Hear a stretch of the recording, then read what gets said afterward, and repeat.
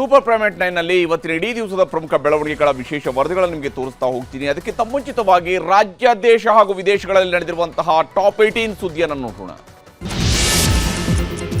Darshan and gang ಅನ್ನ ಬೇರೆ ಬೇರೆ ಜೈಲುಗಳಿಗೆ ಶಿಫ್ಟ್ ಮಾಡೋ ಸಂಬಂಧ ಆರೋಪಿಗಳನ್ನ ಇವತ್ತು ಕೋರ್ಟ್ಗೆ ವಿಡಿಯೋ ಕಾನ್ಫರೆನ್ಸ್ ಮೂಲಕ ಹಾಜರುಪಡಿಸಲಾಗಿತ್ತು. ಈ ವೇಳೆ ಪ್ರದೋಷ್ ಪರ ವಕೀಲರು ಆಕ್ಷೇಪಣೆಯನ್ನ ಸಲ್ಲಿಕೆ ಮಾಡಿದ್ದಾರೆ. ದರ್ಶನ್ ಪವಿತ್ರ ಪರ ವಕೀಲರು ಆಕ್ಷೇಪಣೆಗೆ ಅವಕಾಶ ಕೇಳಿದ್ದಾರೆ. ಇನ್ನು ದರ್ಶನ್ ಬಳ್ಳಾರಿ ಜೈಲಿಗೆ ಶಿಫ್ಟ್ ಮಾಡುವ ಬಗ್ಗೆ ಆಗಸ್ಟ್ 30ರಂದು ವಿಚಾರಣೆ ನಡೆಯಲಿದೆ. ಹವಾಲಾ ಮತ್ತು ಕ್ಯಾಸಿನೋ ಕಿಂಗ್ ಸಮುಂದರ್ ಸಿಂಗ್ ನನ್ನ ಹುಬ್ಬಳ್ಳಿಯಲ್ಲಿ ಇಡಿ ಅಧಿಕಾರಿಗಳು ವಶಕ್ಕೆ ಪಡೆದಿದ್ದಾರೆ. ಸತತ 18 ಗಂಟೆಗಳ ಕಾಲ ತಪಾಸಣೆ ನಡೆಸಿದ ನಂತರ ಸಮುಂದರ್ ಸಿಂಗ್ ನನ್ನ ವಶಕ್ಕೆ ಪಡೆಯಲಾಗಿದ್ದು ಮಹತ್ವದ ದಾಖಲೆಗಳನ್ನ ವಶಪಡಿಸಿಕೊಳ್ಳಲಾಗಿದೆ. ಸದ್ಯ ಸಮುಂದರ್ ಸಿಂಗ್ ನನ್ನ ಬೆಂಗಳೂರಿಗೆ ಕರೆತರಲಾಗ್ತಾ ಇದ್ದು ವಿಚಾರಣೆಯ ಬಳಿಕ ಬಂಧನದ ಭೀತಿ ಇದ್ದೇ ಇದೆ.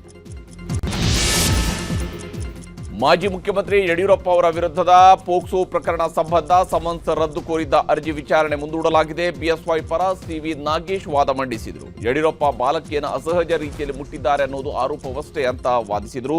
ವಾದ ಆಲಿಸಿರುವಂತಹ ಹೈಕೋರ್ಟ್ ಸೆಪ್ಟೆಂಬರ್ 2ಕ್ಕೆ ವಿಚಾರಣೆ ಮುಂದೂಡಿದೆ.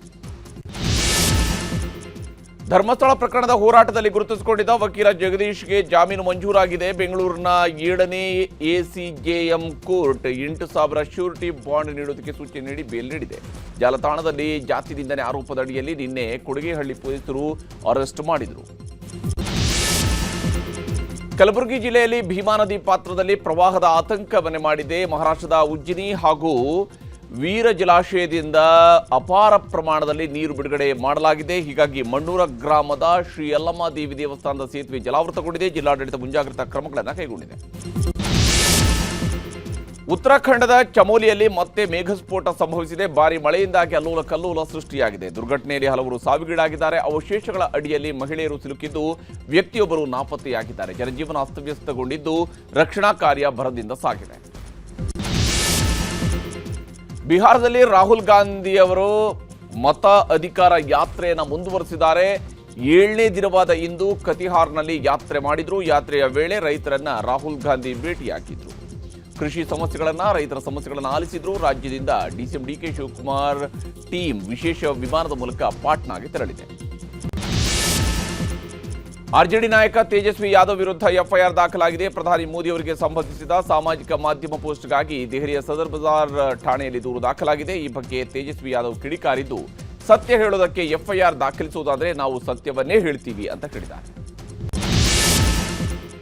ಸಿಎಂ ಯೋಗಿ ಆದಿತ್ಯನಾಥ್ ಹೊಗಳಿದ್ದಕ್ಕೆ ಪಕ್ಷದಿಂದ ಅಮಾನತುಗೊಂಡಿದ್ದ ಎಸ್ಪಿ ಶಾಸಕಿ ಪೂಜಾ ಪಾಲ್ ವರಿಷ್ಠ ಅಖಿಲೇಶ್ ಯಾದವ್ ವಿರುದ್ಧ ಕಿಡಿಕಾರಿದ್ದಾರೆ. ಎಸ್ಪಿ ಮುಖ್ಯಸ್ಥ ಅಖಿಲೇಶ್ ಯಾದವ್ಗೆ ಶಾಸಕಿ ಪೂಜಾ ಪಾಲ್ ಪತ್ರವನ್ನು ಬರೆದಿದ್ದು, ನನಗೆ ಜೀವ ಬೆದರಿಕೆಗಳು ಬರ್ತಾ ಇದ್ದಾವೆ, ನನಗೇನಾದರೂ ಆದರೆ ನೀವೇ ಹೊಣೆ ಅಂತ ಗುಡುಗಿದ್ದಾರೆ. ಪಾಕಿಸ್ತಾನದ ವಿಮಾನಗಳಿಗೆ ಭಾರತದ ವಾಯು ಪ್ರದೇಶದ ನಿರ್ಬಂಧವನ್ನು ಸೆಪ್ಟೆಂಬರ್ 24ರವರೆಗೆ ವಿಸ್ತರಿಸಲಾಗಿದೆ. ಉಭಯ ರಾಷ್ಟ್ರಗಳ ವಾಯು ಪ್ರದೇಶದ ಮೇಲಿನ ನಿರ್ಬಂಧವನ್ನು ವಿಸ್ತರಿಸುವಂತೆ ಪ್ರತ್ಯೇಕ ಸೂಚನೆಯನ್ನು ನೀಡಲಾಗಿದೆ. ಪಹಲ್ಗಾಮ್ ದಾಳಿಯ ಬಳಿಕ ಪಾಕ್ ವಿಮಾನಗಳಿಗೆ ನಿರ್ಬಂಧವನ್ನು ಹೇರಲಾಗಿತ್ತು.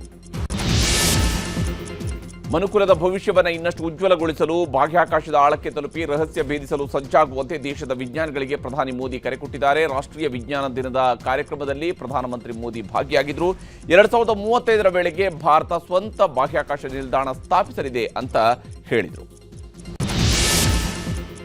ವಿಜಯಪುರ ಶಾಸಕ ಬಸನಗೌಡ ಪಾಟೀಲ್ ಯತ್ನಾಳ್ ವಿರುದ್ಧ ಅನ್ಯಕೋಮಿನ ಯುವಕ ಹುಸೇನಿ ಎಂಬಾತ ವಿಡಿಯೋ ಹರಿಬಿಟ್ಟಿದ್ದ. ವಿಡಿಯೋ ವೈರಲ್ ಆಗ್ತಾ ಇದ್ದಂತೆ ಕೊಪ್ಪಳ ಜಿಲ್ಲೆಯ ಮುಸಲಾಪುರ ಗ್ರಾಮದಲ್ಲಿ ಉದ್ವಿಗ್ನ ಪರಿಸ್ಥಿತಿ ನಿರ್ಮಾಣವಾಗಿತ್ತು. ಗ್ರಾಮಕ್ಕೆ ಹೆಚ್ಚುವರಿ ಪೊಲೀಸರನ್ನ ರವಾನೆ ಮಾಡಲಾಗಿದೆ. ಗೌರಿ ಗಣೇಶ ಮತ್ತು ಈದ್ ಮಿಲಾದ್ ವೇಳೆ ಡಿಜೆ ನಿಷೇಧ ಸಂಬಂಧ ಪೊಲೀಸರ ಸುತ್ತೋಲೆಯನ್ನ ಹೈಕೋರ್ಟ್ ಎತ್ತಿ ಹಿಡಿದಿದೆ. ಪೊಲೀಸರ ಸುತ್ತೋಲೆ ಪ್ರಶ್ನಿಸಿದ ಅರ್ಜಿಯನ್ನು ವಜಾಗೊಳಿಸಲಾಗಿದೆ. ಮೆರವಣಿಗೆ, ಸಾರ್ವಜನಿಕ ಸಮಾರಂಭದಲ್ಲಿ ಡಿಜೆ ಮತ್ತು ಸೌಂಡ್ ಸಿಸ್ಟಮ್ ಬಳಕೆಯನ್ನ ಪೊಲೀಸರು ನಿಷೇಧಿಸಿದರು. ನಯಾಗರಾ ಫಾಲ್ಸ್ನಿಂದ ನ್ಯೂಯಾರ್ಕ್ ನಗರಕ್ಕೆ ಹಿಂತಿರುಗುತ್ತಿದ್ದ ಪ್ರವಾಸಿ ಬಸ್ ಅಪಘಾತಕ್ಕೀಡಾಗಿದೆ. ಅಪಘಾತದಲ್ಲಿ 5 ಭಾರತೀಯರು ಕೂಡ ಸಾವಿಗೀಡಾಗಿದ್ದಾರೆ. ಬಸ್ನಲ್ಲಿ ಭಾರತೀಯರು ಸೇರಿದಂತೆ 54 ಜನ ಪ್ರಯಾಣಿಸ್ತಾ ಇದ್ರು. ಉತ್ತರ ಕೊರಿಯಾ ಹಾಗೂ ದಕ್ಷಿಣ ಕೊರಿಯಾ ದೇಶಗಳ ಗಡಿಯಲ್ಲಿ ಮತ್ತೆ ಪರಿಸ್ಥಿತಿ ಉದ್ವಿಗ್ನಗೊಂಡಿದೆ. ಗಡಿಭಾಗದಲ್ಲಿ ದಕ್ಷಿಣ ಕೊರಿಯಾ ಸೇನೆಯು ನಮ್ಮ ಸೈನಿಕರ ಮೇಲೆ ದಾಳಿ ನಡೆಸುವ ಮೂಲಕ ಪ್ರಚೋದನೆ ಮಾಡಿದೆ ಅಂತ ಉತ್ತರ ಕೊರಿಯಾ ಆರೋಪವನ್ನು ಮಾಡಿದೆ. ಆದರೆ ದಕ್ಷಿಣ ಕೊರಿಯಾ ಈ ಆರೋಪವನ್ನು ಅಲ್ಲಗಳೆದಿದೆ.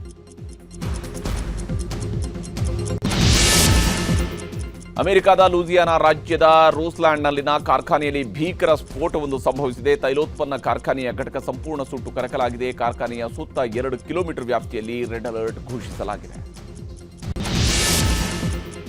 ಭ್ರಷ್ಟಾಚಾರದ ಆರೋಪದಲ್ಲಿ ಬಂಧನಕ್ಕೊಳಗಾಗಿರುವ ಶ್ರೀಲಂಕಾದ ಮಾಜಿ ಅಧ್ಯಕ್ಷ ರನಿಲ್ ವಿಕ್ರಮಸಿಂಘೆ ಆರೋಗ್ಯ ಗಂಭೀರವಾಗಿದೆ. ಕಾರಾಗೃಹದ ಆಸ್ಪತ್ರೆಗೆ ದಾಖಲಿಸಿ ಚಿಕಿತ್ಸೆಯನ್ನು ನೀಡಲಾಗ್ತಾ ಇದೆ. ಬೊಕ್ಕಸದ ಹಣವನ್ನು ದುರ್ಬಳಕೆ ಮಾಡಿಕೊಂಡಿರುವ ಆರೋಪದಲ್ಲಿ ವಿಕ್ರಮಸಿಂಘೆ ಅವರನ್ನು ಬಂಧಿಸಲಾಗಿತ್ತು.